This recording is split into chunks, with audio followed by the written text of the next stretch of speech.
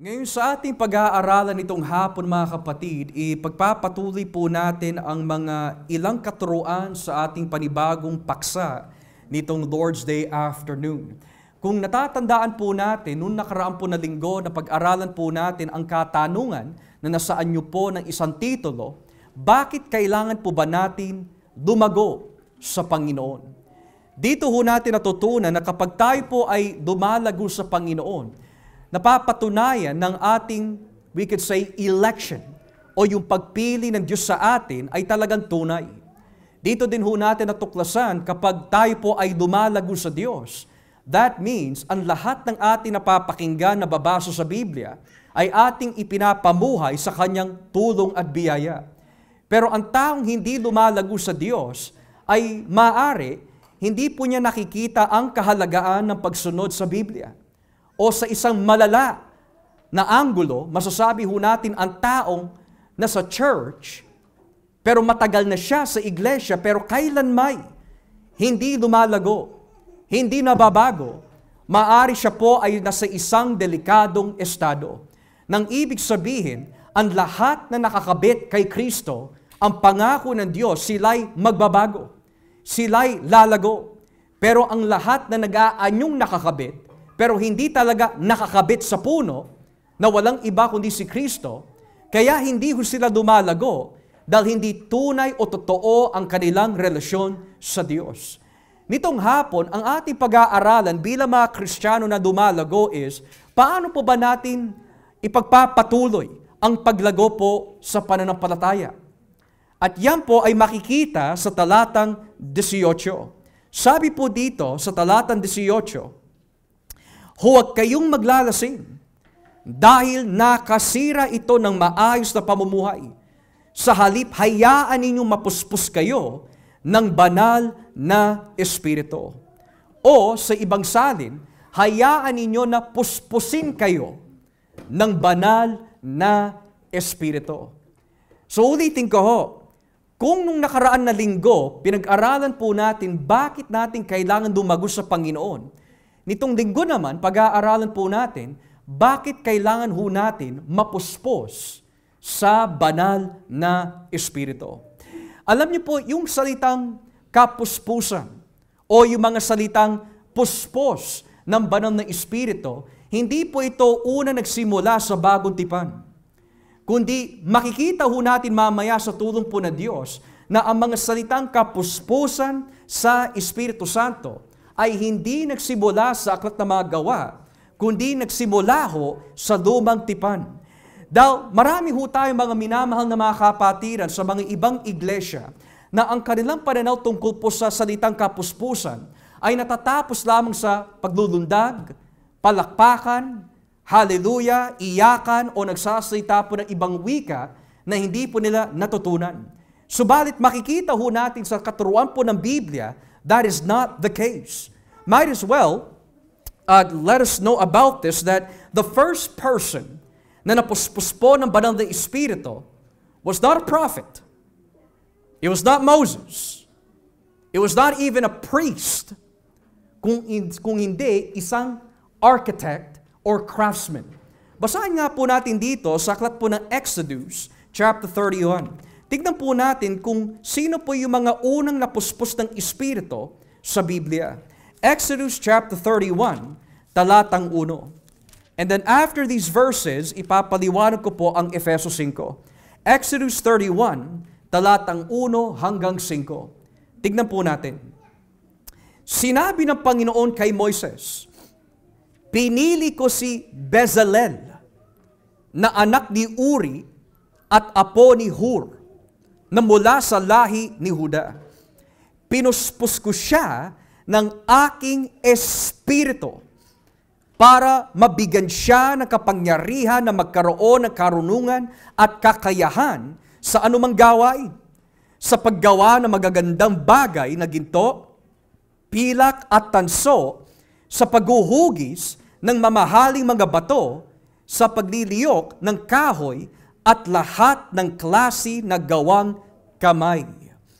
So ang unang tao na pinuspos ng Diyos ng kanyang banal na espiritu ay hindi isang propeta, Hindi isang Levita, hindi isang hukom, hindi isang sundalo, kundi isang craftsman. At dito ho natin makikita, hindi siya dumulundag, hindi siya nag-hallelujah, hindi siya nagsasalita ng ibang wika na hindi po niya natutunan, kundi may kahulugan ang salitang kapuspusan. Bukod po ho dito, ang ikalawang tao na nabanggit po sa Biblia in this exact phrase na napuspos po ng Espiritu ay si Josue. Kung babasahin po natin ang Deuteronomio 34, Deuteronomy chapter 34, talata 9, Deuteronomy chapter 34, beginning at verse 9. Sabi po ng Biblia in Deuteronomy 34 verse 9, ngayon, si Josue na anak ni Nun ay binigyan ng espiritu ng karunungan dahil pinili siya ni Moises na pumalit sa kanya sa pamagitan ng pagpapapatong ng kamay nito sa kanya. Kaya sinunod siya ng mga Israelita at ginawa nila ang lahat ng iniutos ng Panginoon kay Moises. O sa ibang salin po ng Tagalog, si Josue ni anak ni Nun ay pinuspos ng espiritu ng karunungan. So dito, makikita ho natin na ang kapuspusan po ng espiritu ay may layunin. Hindi po ito isang static na aksyon. Hindi po ito isang phenomena na wala po sa ayos. But rather, kapag ang tao po o isang lingkod ni Kristo ay pinupuspos po ng banal na espiritu, kailangan may nangyayari. Kailangan may layunin. Yung una, pinuspos po si Bezalel ng espiritu upang magawa po niya ang tamang architecture. Si Josue, pinuspos naman po ng banal na espiritu dahil nung mamatay po si Moises, sino ang mga ngasiwa sa mga Israelita? So in this case, kailangan po ni Josue ang kapuspusan ng espiritu upang pangunahan ang mga Israelita. Ngayong pagpasok po natin sa Bagong Tipan, kahit po ang ating Panginoon Hesukristo ay pinuspos din ng banal na espiritu ng may layunin. Kung babasahin po natin ang aklat ng Lucas, Kapitulo 4. Lucas, Kapitulo 4, talatang 1. Bakit pinuspos ang ating Panginoon? In Luke chapter 4, verse 1, sabi ho dito, umalis si Jesus sa Jordan, na puspos ng banal na espiritu at dinala siya ng espiritu sa ilang. So wikang English, Jesus, full of the Holy Spirit, left the Jordan and was led by the Spirit into the wilderness. Kung si Bezalel ay pinuspos for craftsmanship at si Josue ay pinuspos to lead the Israelites, bakit po si Kristo ay pinuspos po ng banal na espiritu? Dahil susubukin po siya sa ilang kagaya ng kung paano po sinubok ang mga Israelita nung sila'y nasa disyerto. Now here's what's fascinating. Ang mga Israelita in the book of Exodus and Numbers ay tinatawag po anak ng Diyos. Sila po ay sinubok in the desert. At doon sila po ay sinubok in the desert, instead of humingi po sila ng tulong sa Diyos, ano po ang kanang ginawa? Nagreklamo. Sa madaling salita, they failed the test as God's Son. Si Kristo sa Bagong Tipan, it is no coincidence kung bakit sinubok siya ni Satanas. Saan? In the wilderness. Trying to reveal to us that yung mga Israelita sa Lumang Tipan na itinuring bilang mga anak ng Diyos, nung sila'y sinubok, they failed. Pero itong Kristo, who is the true Son of God, nung siya'y sinubok sa ilang, ang sabi ng Biblia, hindi nagtagal si Satanas sa kanya. So bakit po kailangan mapuspos si Kristo ng banal na espiritu? Dahil kagaya po ni Kristo, ang bawat isa ho sa atin ay makaranas ang tinatawag temptation. At kapag tayo po ay sinubok ng anumang klaseng kagamitan na ginagamit ang kaaway, maari ang ating madayang puso, o yung mga tao sa ating paligid, o yung mga, we could say, paghihikayat ng mga gawain sa mundo, kung hindi po tayo puspos ng kapangyarihan ng Espiritu, madadala ho tayo. So si Kristo, mga kapatid, napuspos po siya ng Espiritu dahil nung siya'y sinubok ni Satanas, hindi ho siya nagkasala. Now, pagdating po sa mga aklat na mga gawa, makikita ho natin na ang kapuspusan po ng Espiritu ay may kinalaman po sa pagsasalita ng ibang wika na hindi ho natin natutunan. May kinalaman po ito sa requirements sa mga deacons in the church. Pero ang isang bagay na nakakalimutan din po ng mga Kristiyano, kung bakit napaka-importante po na mapuspos ng banal na Espiritu, dahil kailangan po natin ito upang magkaroon ng lakas ng loob, ihayag ang salita ng Diyos. Basahin po natin dito sa aklat ng mga Gawa, Kapitulo 4. Gawa, Kapitulo 4, talatang 31. Acts chapter 4, beginning at verse 31. Acts chapter 4, verse 31. Tignan niyo po ang nakalagay. Pagkatapos nilang manalangin, nayanig ang bahay ng kanilang pinagtitipunan. Silang lahat ay napuspos ng banal na Espiritu at buong tapang na nangaral ng salita ng Diyos. And they were all filled with the Holy Spirit and spoke the word of God boldly. Now, have you ever asked the question, Panginoon, bakit ganon? Alam ko naman ang Ebanghelyo, alam ko naman ang salita ng Diyos, at dinadalain ko naman na kapag may nasalubong po ako ng isang kaluluwa na nais kong bahagian ng salita ng Diyos, bakit hindi ko nagagawa? Bakit nauunahan ako ng kaduwagan? Bakit nauunahan ako ng takot? O bakit nabablanko na ako? Minemorize ko naman yung aking sasabihin. Pero kapag nandyan na siya sa aking harapan, nawawala na sa aking isip. Bakit ganon? Dahil mga kapatid, ang pagbabahagi ng Ebanghelyo ay hindi nagbumula sa lakas natin. Bakit po nanalangin sila Pedro ng ganitong klaseng panalangin? Dahil sa konteksto po ng Kabanatang 4, kitang-kita ho natin, nung mangaral po sila Pedro tungkol sa risen Christ, inuusig po sila ng mga Pariseo, ng mga reliyosong Hudyo, at ng mga iba pang tao. At sila'y inuudyukan, huwag na kayong mangangaral pa sa pangalan ni Kristo dahil marami nagagalit sa amin. Pero ano po sabi ng mga apostol?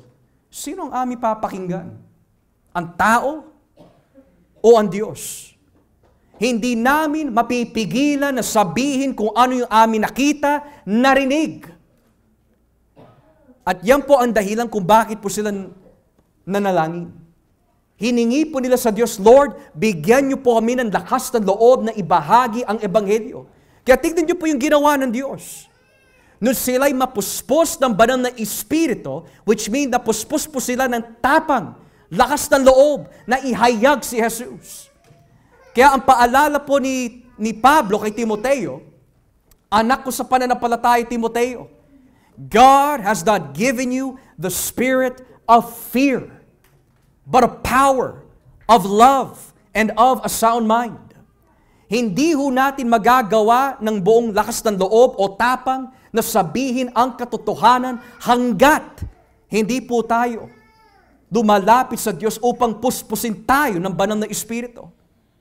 At may mga ilan ho sa inyo na sinasabi, kasi Brother Josh, sanay ka na sa ganyan, kaya madali na sa inyo. Mga kapatid, aaminin ko ho sa inyo, tuwing humahayo ho kami o nangangaral sa likuran ng pulpitong ito, lagi kami kaba. May kaba ho lagi kami.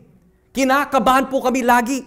Pero alam niyo po bakit? Kung bakit ang gawa ng Espiritu ay walang pwedeng humadlang sa kanyang mga pangangaral, ay dahil siya mismo ang kumikilos at hindi ho kami.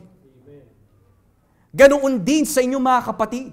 Kung hihingin po natin sa banal na Espiritu ang lakas ng loob na ihayag ang kanyang mga salita, makikita niyo ho kung paano kayo gamitin ng Panginoon.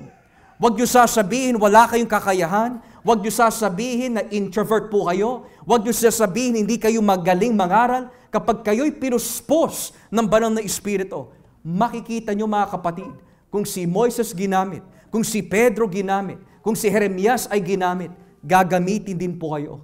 Dahil walang imposible sa Diyos. Bukod pa ho dito, bakit natin kailangan ang kapuspusan ng banal na Espiritu? Upang mapanatili ang kagalakan at yung pagiging matatag sa pananampalataya. Basahin po natin dito sa Aklat ng Gawa, Kapitulo 4, talatang 52. Gawa, chapter 14. Gawa, chapter 14.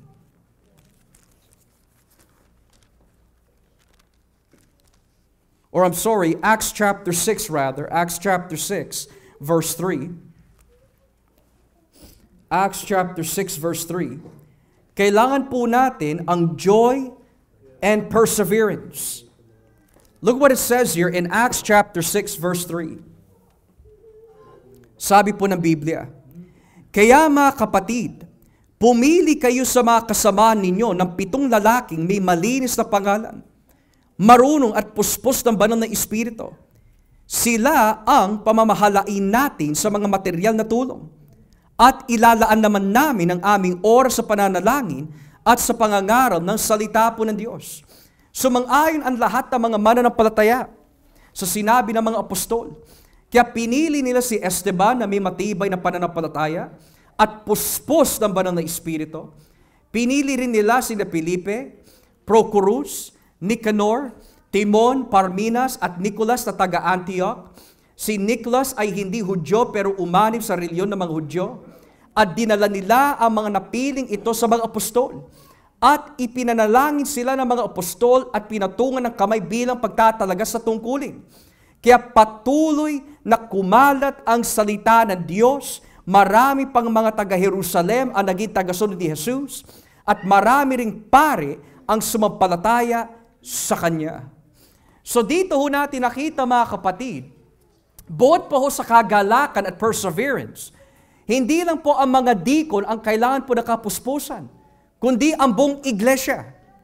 Ang salita po ng Diyos ay hindi kakalat sa mundo kung ang iglesia ay hindi puspos ng banal na Espiritu. Kaya madalas po natin nasasabi, ang ganda na nangyayari sa Acts. Araw-araw may idinaragdag ang Panginoon. Ang napakatindi ng ministeryo ni Kristo in the book of Acts. Dahil marami gumagaling. Marami mga tao naliligtas. Pero bakit ngayon parang hindi kagaya ng Acts? Unang-una, yung mga nangyari po in the book of Acts ay may layunin. This was the beginning of the birth and growth of the church. Pangalawa, kailangan mangyari yung mga himala in the book of Acts para mapatunayan na yung mensahe ni Kristo at ng kanyang muling pagkabuhay ay totoo.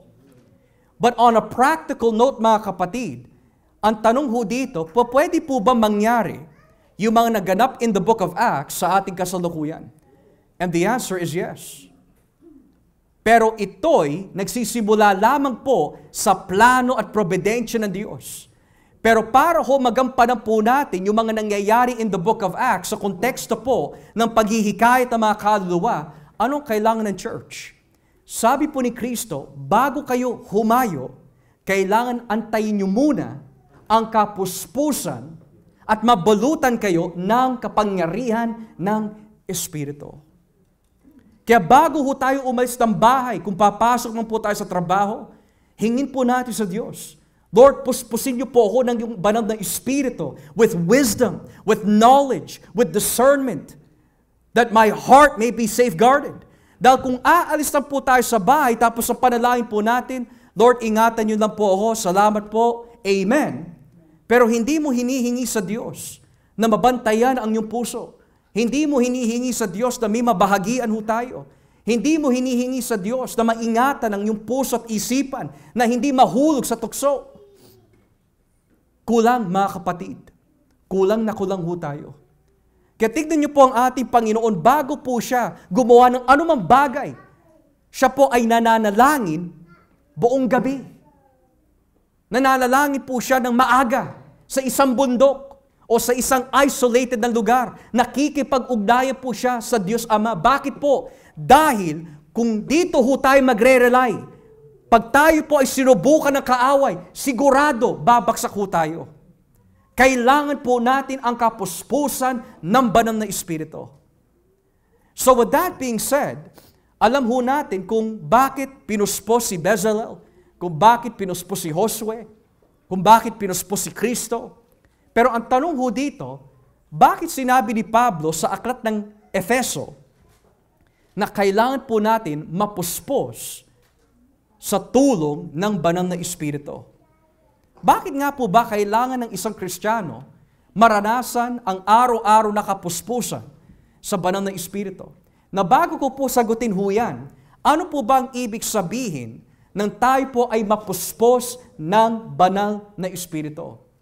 Kagaya po ng mga nabanggit po kaninang umaga, may mga tao na iniisip kapag napuspos ka ng Espiritu, lulundag ka ng lulundag. Meron naman papalakpak ka ng papalakpak. Meron naman kapag ikaw ay napuspos, tataas ang balihibo mo. Pero sa mga nabanggit po kanina ng mga teksto sa Luma at Bagong Tipan, walang ganon. So ngayon, ano ho ang ibig sabihin na mapuspos ng banal na Espiritu? To be filled by the Spirit is to be transformed by the power of the Holy Spirit. Yun ang ibig sabihin po nun. To be filled by the Spirit is to be transformed by the power of the Holy Spirit. At ano po yung mga transformation na idadagdag po ng Diyos sa ating buhay upang mapatunayan na tayo po ay puspos ng banal na Espiritu?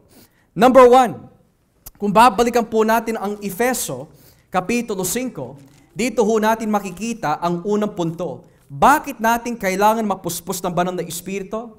Number 1, para maging makadiyos ang ating pamumuhay.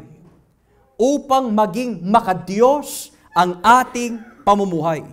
In Ephesians 5 verse 1 to 5, sabi po na Biblia, tularan nyo ang Diyos, dahil kayong lahat ay minamahal niyang mga anak.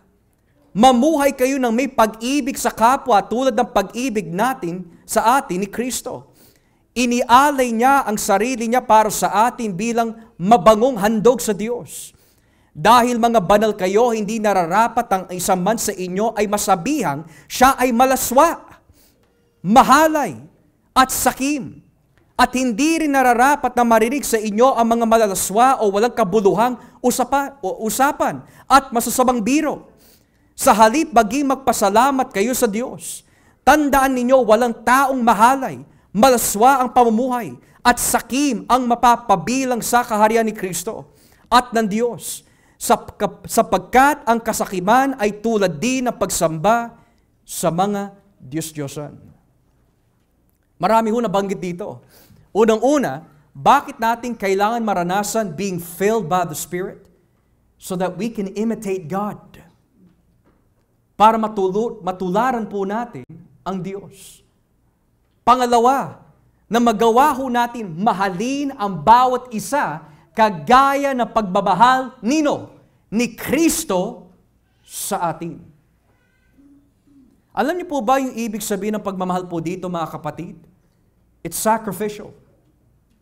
Hindi ang sarili mo ang iyong iniisip, kundi iniisip mo rin ang kalagayan, ang pangangailangan, at ang kalakasan ng iyong mga kapatid sa pananampalataya. At hindi ho natin magagawa yung sacrificial love na mahalin ang ating mga kapatid sa Panginoon hanggat hindi ho natin nararanasan sa araw-araw yung tinatawag na kapuspusan sa banal na Espiritu. At kapag wala ang kapuspusan po ng banal na Espiritu, magiging manhid po tayo sa maraming bagay. Magiging insensitive po tayo sa ating mga paligid.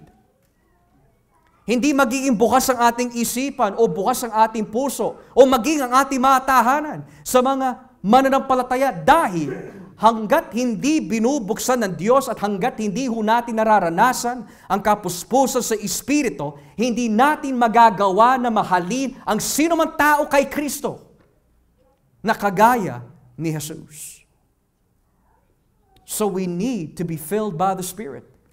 Nabanggit din po sa section na ito, ang taong puspos ng Espiritu, hindi siya natatawa sa mga biro na malaswa, bastos, o mahalay. Bakit ho? Dahil may Espiritu Santo siya na kumikilos sa kanyang buhay. Alam niyo po ba ang tungkulin ng Diyos Ama? Ang tungkulin ng Diyos Ama ay maibigay niya ang kanyang kalooban sa atin para lalo tayo dumapit sa Kanya. Ang tungkulin ng anak ay mamatay sa krus upang maging maayos ang ating relasyon sa Ama. At ang tungkulin ng banal na Espiritu bilang ikatlong persona ng banal na Trinidad ay mabagong ang ating buhay sa pamagitan ng Kanyang tulong upang maging tunay na Kristiyano po tayo. Pero maaari ho natin sabihin, Pastor, hindi naman ako natatawa sa mga bastos na biruan. Maaari totoo ho yan sa ating labas, kapag tayo po ay lumalabas o tuwing tayo po ay nagtitipon. Pero mga kapatid, sa social media, ito po ay delikado.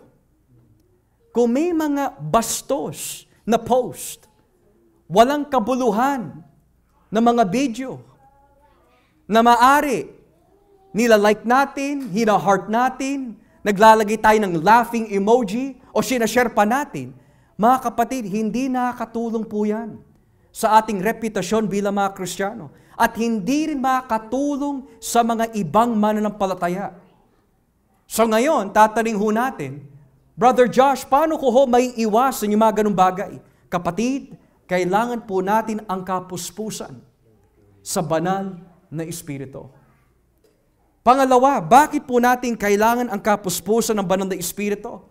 Upang hindi po tayo makihalubilo o gawin din yung masasamang gawain ng iba.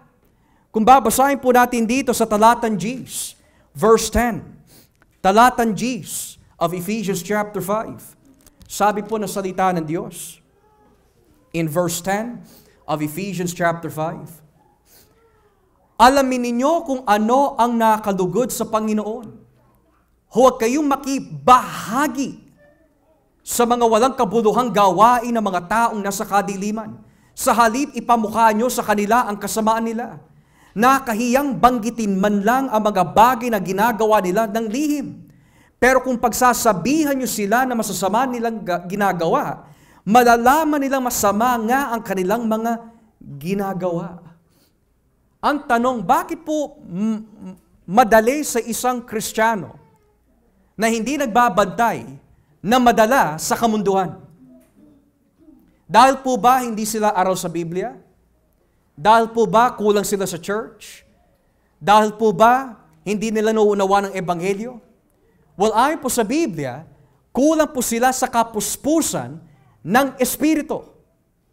Kapag sumasa atin po ang impluensya ng banal na Espiritu, tatandaan po natin ang banal na Espiritu ang siyang tagapagturo ho natin.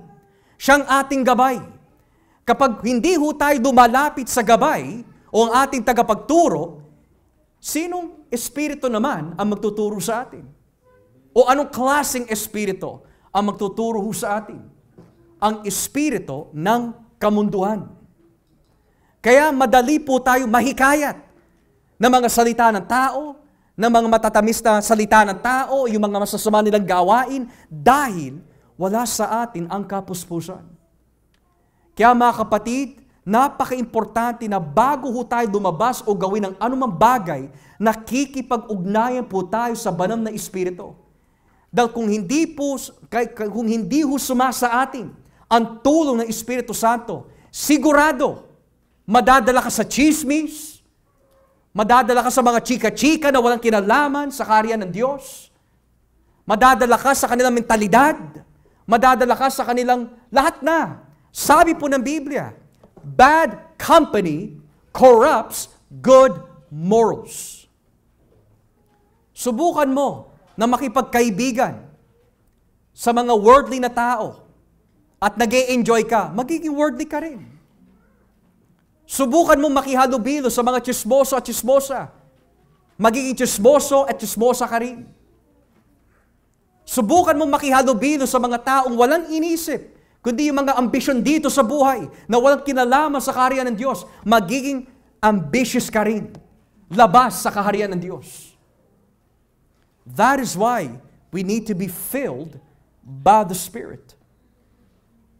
If all you do is hang around people who are worldly and non-Christian and you enjoy it, you will never see the will of God in your life. Believe me. If you enjoy the company of unbelievers rather than your own local body, your brothers and sisters in Christ, and I'm talking about enjoying the company of drunkards, worldly men, worldly women, gossipers. If you enjoy that type of company, mga kapatid, believe me, you are backsliding. That is why we need to be filled by the Spirit. Upang ang ating daan na kinukuha is only straight and not going to the right nor to the left. Number 3, kailangan po natin maranasan po ang kapuspusan ng Espiritu upang hindi po tayo magsayang ng oras. Basahin po natin dito sa talatang 15, verse 15. Verse 15. Kaya mag-ingat kayo, kung paano kayo namumuhay. Huwag kayong mamuhay tulad ng mga mangmang, kundi tulad ng marurunong na nakakaalam ng kalooban ng Diyos. Huwag ninyong sayangin ang panahon nyo, gamitin nyo ito sa paggawa ng mabuti, dahil maraming gumagawa ng kasamaan sa panahong ito. Huwag kayong magpakamangmang, kundi alamin nyo kung ano ang kalooban ng Panginoon na gawin ninyo.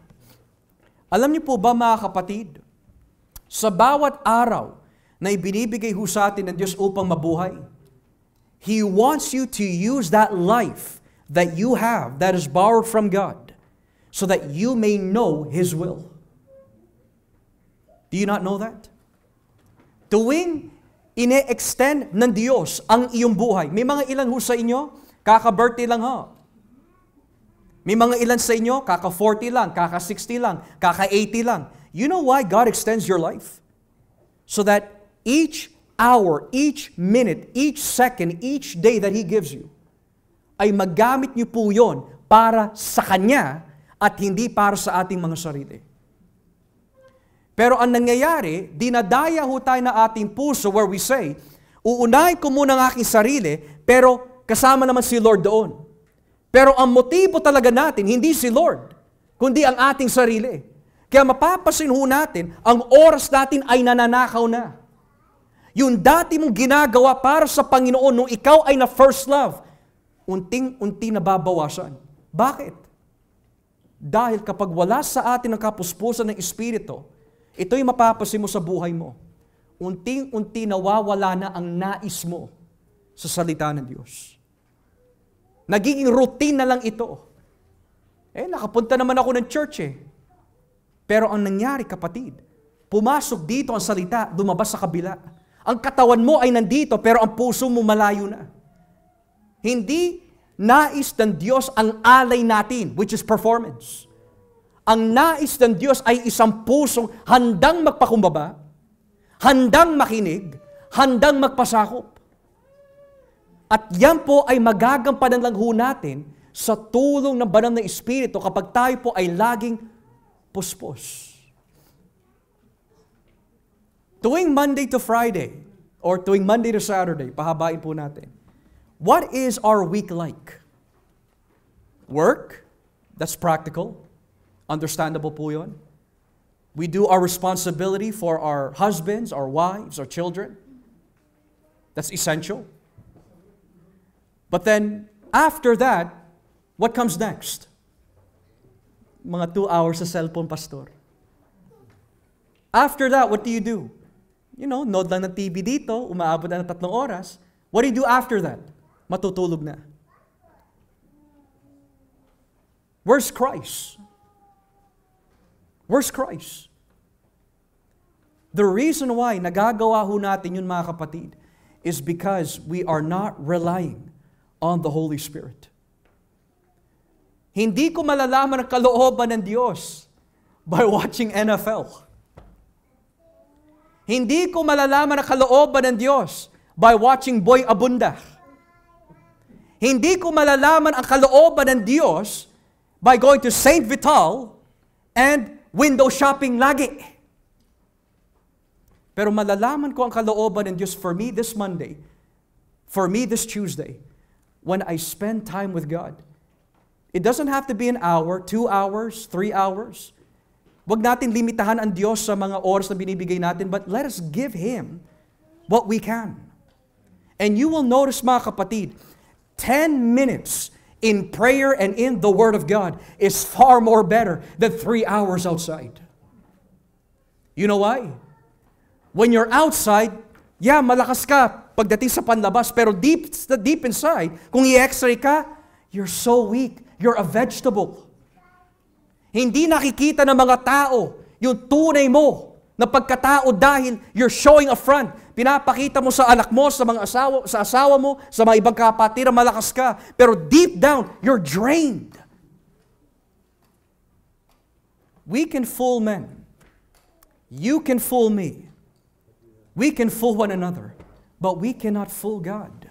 And we cannot fool our own true condition. Alam ko marami sa inyo mga kapatid, you want to be strong for your family.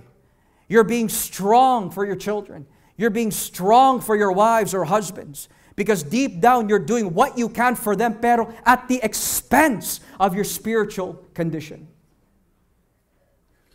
At alam ng Diyos yung mga iniiyak po ninyo. Maari may mga ilan ho sa inyo, you're in the middle of something. Parang nararamdaman po na nasasabit ka na. Ito yung kagustuhan ng iba, ito ang kagustuhan ng Diyos. Pero nadadala ka. Hindi mo alam kung saan ka pupunta. Pero mga kapatid, kung tayo ho ay lalapit sa Diyos at hihingin po sa Kanya yung tulong at karunungan at yung kapuspusan, mga kapatid, makikita mo yung tamang desisyon. Makikita mo ang layunin ng Diyos. Sabi po ng Biblia sa Jeremias 33, talatang 3, "Call on me, and I will answer thee, and show you great and mighty things you know not. Trust in the Lord with all your heart. Lean not to your own understanding, but in all thy ways acknowledge Him, and He will," what mga kapatid? Direct your paths. That can only be done when you're filled by the Spirit. Kaya mga kapatid, ito rin po ang magandang aral din eh. Kapag puspos po tayo ng Espiritu Santo, at may mga nakikita po tayo ng mga kapatiran na naliligaw, nanghihina, may dinadaan o may pinagdadaanan. The first thing that a Spirit-filled Christian should do is never to judge or condemn, but to pray and to restore.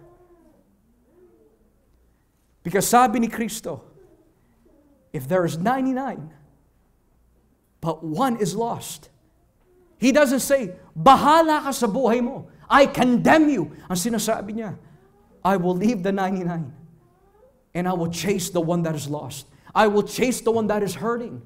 I will chase the one that is broken. I will chase the one that is cold. Dahil mahal ka niya, mga kapatid. Kayo ay anak ng Diyos.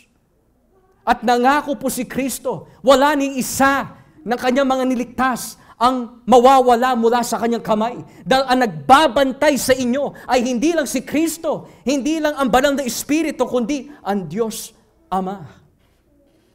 Each person of the Blessed Trinity is guarding your souls, that even though we sin and fail and become weak and become worldly, at the end of the day, at the end of redemptive history, hindi niya hahayaan na magwagi si Satanas sa buhay mo. Kapag puspos ka ng Espiritu Santo, ipapamukha ho sa atin ng Diyos, or rather, not the word ipapamukha, but ibibigay po sa atin ng awareness. Alam niyo bakit hinihikayat ka ni Satanas na bumalik sa mundo? Dahil anak ka ng Diyos eh. You belong to Him. Gagawin niya ang lahat ng bagay upang masira ang buhay mo, pero kung ikaw ay puspos ng Espiritu, you know mga kapatid that Satan is defeated. Being hopeless is a choice. Doubting God is a choice.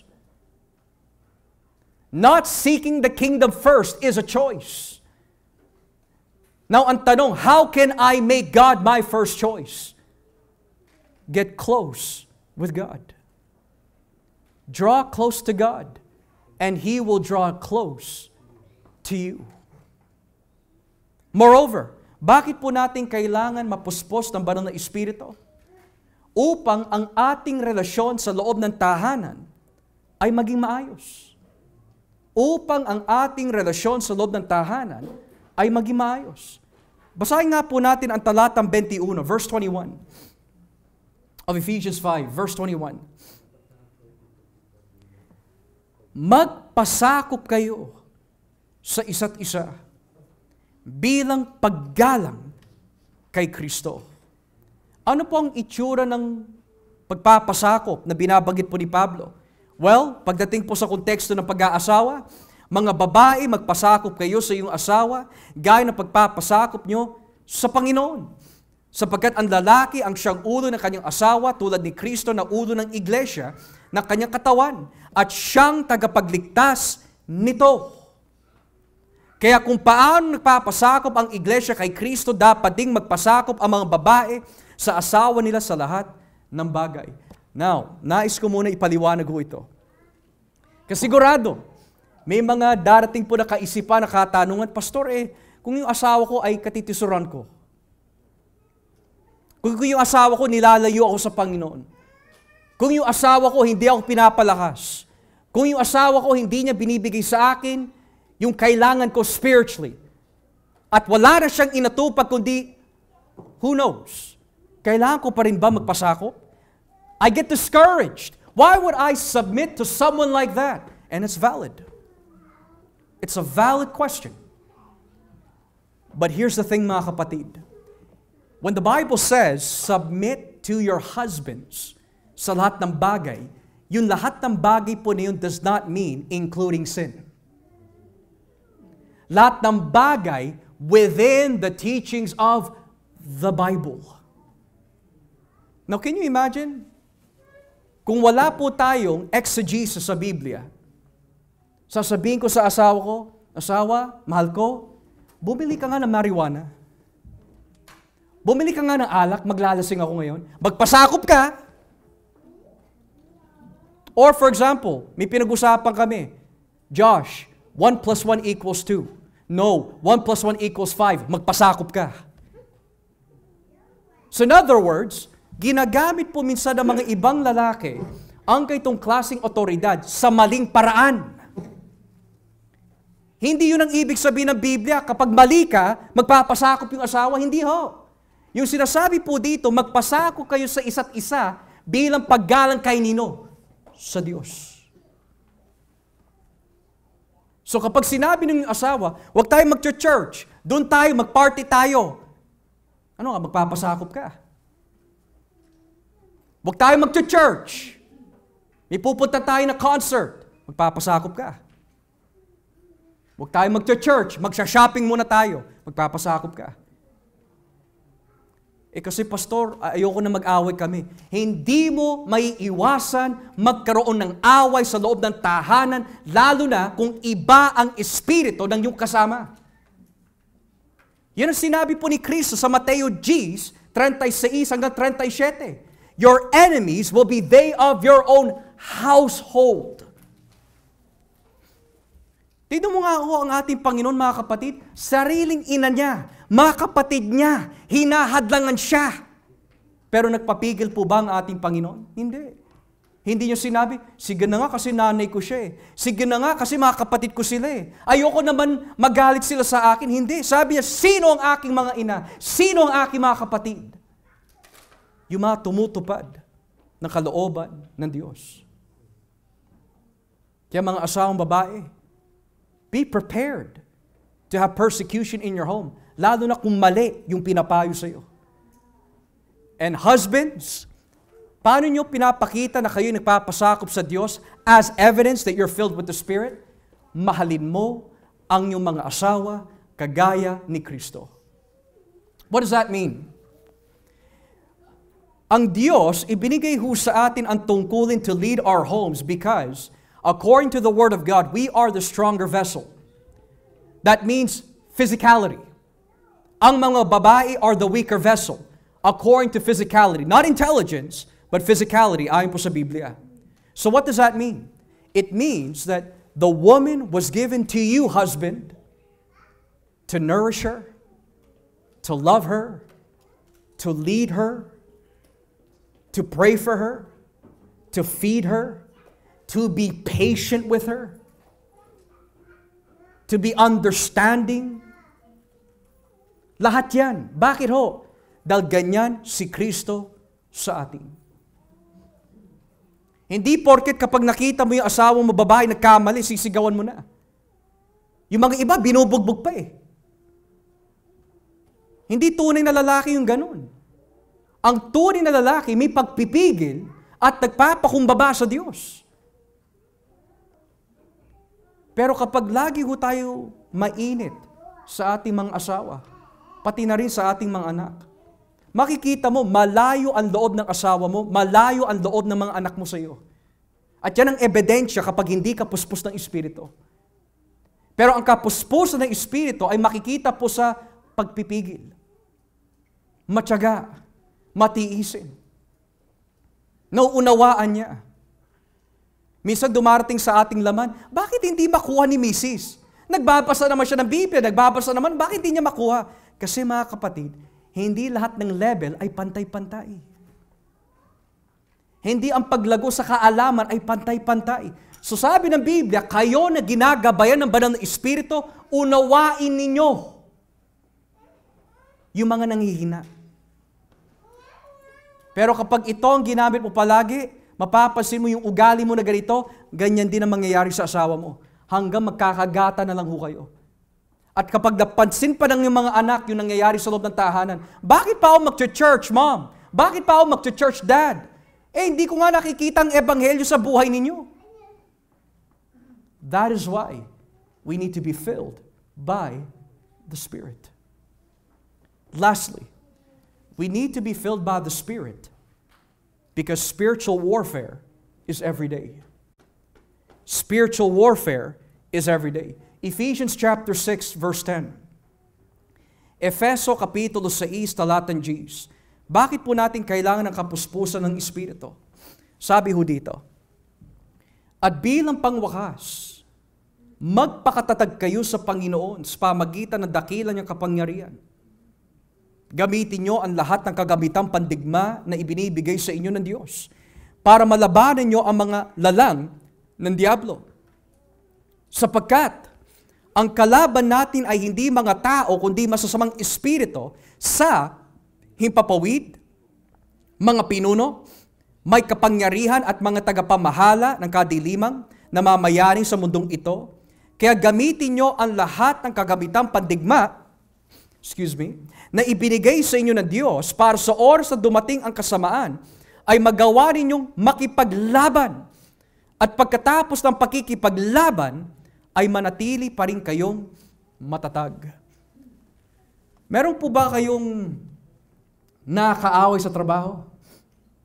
Meron po ba kayong nakakaaway sa church, nakakaaway sa mga kamag-anak, sa loob ng tahanan? Sabi ng Biblia, hindi sila yung kaaway mo.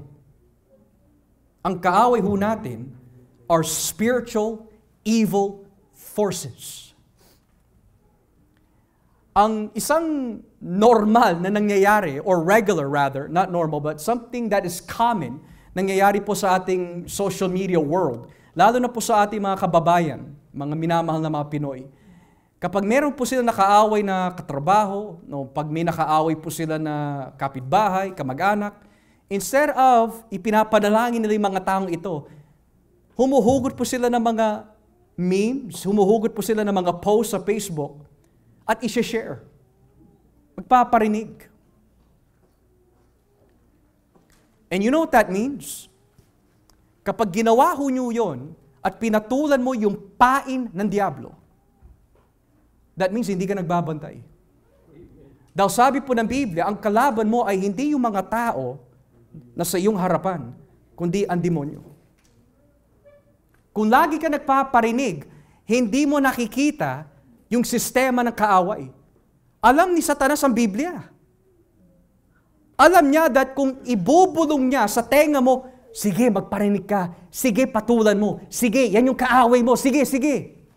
The more na tinatanggap mo yung bulong ng laman, nakakalimutan mo kung sino talaga kaaway mo eh. Parang chess lang ho yan eh. Ang kalaban mo si Satanas. Each move you make has consequences. Kagaya po nito, if I move the pawn up, at ginamit ko yan bilang pain, at kinagat mo yung pain na yun in that pawn, hindi mo alam may bishop ako na titira sa'yo. In other words, huwag kang kagat ng kagat dahil kailangan pag-isipan, pag-aralan, at ibabad sa panalangin. Nang ibig sabihin, when you spend time with God, don't expect that you're happy and refreshed na walang kasunod na testing. Tingnan mo nangyari kay David. Kung babasahin nyo lang po ang buhay ni David, dapat sa mga oras po nung siya'y tinukso ni Bathsheba, or ginamit ni si Bathsheba through the window, he should have been in warfare. He should have had his armor on at war. Pero ang ginawa po niya, I will stay home, let my armor down, and relax. Pagtingin po niya sa bintana, sino ho nakita niya? Isang babaeng nakahubad na naliligo. Tayo po ba mga kapatid? Kapag nandiyan po yung pain ng kaaway, dinidiscern mo ba kung yan ay gawa ng kaaway? Or, kagat lang po tayo ng kagat? Lalo na po sa mag-asawa, kapag nararamdaman mo na napipikon ka na, umiinit ang ulo mo, pag nakita mo na yung mga sink, ang daming huhugasin, umiinit ang ulo mo, ano ba yan? Kagagaling ko na sa trabaho, instead of tulungan ako ng mga ito, brat. Kanino mo sinasabog? Dahil hindi mo makita asawa mo, sasabog mo sa mga anak mo. Dahil hindi mo makita mga anak mo, sasabog mo sa asawa mo. Dahil wala sila doon, maghahanap ka ng pagsasabugan. But the reality is, mga kapatid, Satan, your flesh, wants to break your testimony as a Christian. Kahit sa church, Pastor, masakit yung sinabi kasi niya, hindi na ako dadalo. Nagpadala ka. Di mo ba alam, pinintulutan ng Diyos na mangyari ho yun sa atin para mag-mature tayo sa pananampalataya? Pero kung lagi na lang po natin sasabihin, ipapanalangin ko na lang ho sila. Ayoko na lang sila kausapin. Ipapanalangin ko na lang sila. Kapatid, paano ho tayo matututo? Paano ho natin gagamutin yung mga tao may sugat? We need to be filled by the Spirit para hindi ho tayo madaya na mga lalang ng Diablo. Overall, sa ating mga napag-aralan, kitang-kita ho natin kung bakit po sinabi po ni Pablo sa kanyang liham sa mga taga-Efeso ang kahalagaan ng kapuspusan ng Espiritu. Hindi lang po para madagdagan ang ating kaalaman sa Biblia. Hindi po para lang masabi marami po tayong alam sa salita ng Diyos. Kundi, we need this for our daily living. Tinutokso ka ba sa araw-araw? Good. You need to be filled with the Spirit. Is your relationship in your home rocky? Good. You need to be filled with the Spirit. Do you feel that the way you treat people ay hindi tama? Well, that's God's way of telling you, be filled with the Spirit. O may kahinaan ka, na may kaduwagan, na nangunguna sa ating buhay, kaya hindi tayo nakapagbabahagi. You need to be filled by the Spirit. Mga kapatid, nasaan po ba ang Espiritu Santo? He lives in you. He lives in you. You are His temple. You are His workmanship. You are the people that He has sealed. The Holy Spirit resides in you. How do I know that? Number one, no matter how fallen you are in sin, if you have love for Christ, and you want to love Him more, even though it's not perfect love, and you want to change, and you know that you've sinned against God, the Spirit of God is in you. Number two, you have love for the church. Sabi po ng Biblia, he that loves knows God. For God is love. He that does not love does not know God. Kasi pastor, makulit Tanong, mahal mo? Opo. Suplado kasi pastor, mahal mo? Opo. Pastor, makulit, mahal mo? Opo. Then pagpatuloy mo yung pagmamahal mo sa kanila. Dahil yan ang katibayan, sumasa atin ang banal na Espiritu. Kung wala kang pagmamahal sa church, hindi din natin masasabi, mahal mo ang Diyos. Dahil sinabi po ni Juan sa unang Juan 4, ang nagsasabi mahal niya ang Diyos na hindi niya nakikita, pero hindi niya kayang mahalin ang mga kapatiran na kanyang nakikita, dinadaya niya ang kanyang sarili, sinungaling siya, at hindi niya masasabi mahal niya ang Diyos. Pero may solusyon. Magagawa ho natin mahalin ang bawat isa kapag tayo po ay puspos ng banal na Espiritu. Mahal ko po ang bawat isa sa inyo mga kapatid. At sa tulong po ng Espiritu Santo, magtulungan po tayo by God's grace na lagi tayo puspos ng banal na Espiritu. Shall we pray?